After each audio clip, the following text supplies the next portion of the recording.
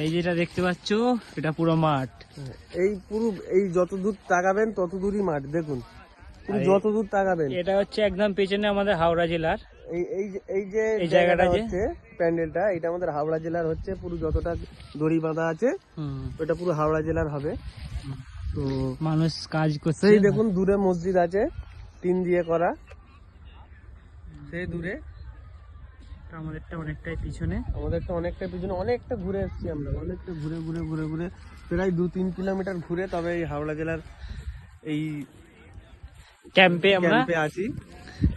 আর সবাই আসুন এই ইজতেমায় প্রচুর কাজ আছে, কারণ এই বিশ্ব ইজতেমা 30 বছর অন্তর একবার করে হয়।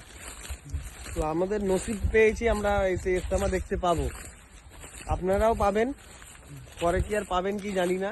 আপনারাও আসুন এখানে, যাতে আমরা কাজকাম ভালো করে এখানে লোকের এখানে জায়গাটা হেল্প করতে পারি, ভালোভাবে যেন হয় ইজতেমাটা। ঠিক আছে, এখন অনেকদিন সময় আছে, আপনারা গ্রুপ করে করে আসুন, এতে যতটা পারবেন কাজে সাহায্য করুন। এবং এখানে নামাজের ব্যবস্থা আছে, সব কিছুর ব্যবস্থা এখানে করা আছে। আজান হচ্ছে টাইমে টাইমে, জামাত হচ্ছে, ফের কাজ খাওয়া দাওয়ার ব্যবস্থা আছে, কোনো অসুবিধা হবে না। আমরা সব এসছি বন্ধু বান্ধব মিলে, তোমরা সব গ্রুপ চলে এসো। আর তুমি কি বলতে চাও? কি বলতে চাও বল। জানুয়ারি মাসের 2-3 তারিখে বিশ্ব ইজতেমা আছে, আপনারা চলে আসবেন। এখন অনেক কাজ বাকি আছে, আপনারা যত আসবেন এখানে আমাদের কাজ তত আসান হবে। আপনারা যত বেশি করে আসবেন, অনেক কাজ বাকি আছে।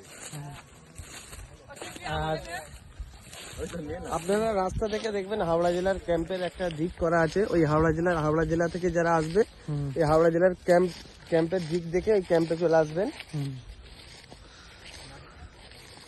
এখানে প্রচুর কাজ আছে, এই যে যতটা জমি দেখতে পাচ্ছেন পুরো প্যান্ডেল। আমাদের হাওড়া জেলায় এখনো কাজ শুরুই হয়নি, বেশিরভাগ এইমাত্র সবে শুরু হয়েছে।